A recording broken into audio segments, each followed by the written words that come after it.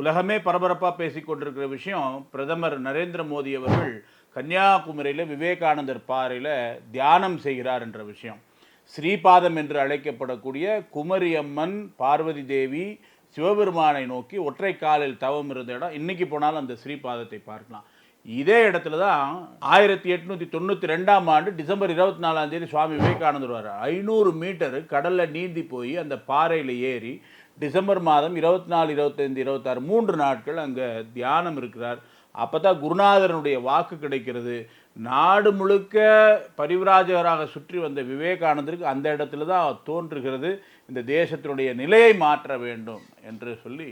அதன் பிறகு நடந்தது தான் ஒரு சரித்திர பொன்னெழுத்துக்களால் பொறிக்கப்படக்கூடிய ஒரு சம்பவம். 1893 செப்டம்பர் 11ஆம் தேதி சிகாகோ சர்வமத மகாசபையில் அவர் பேசுகிறார் என்றால், இங்கே பாறையில் அவர் பெற்ற அந்த தியானத்தினால் பெற்ற அந்த அருள் தான் அதுக்கு காரணம்.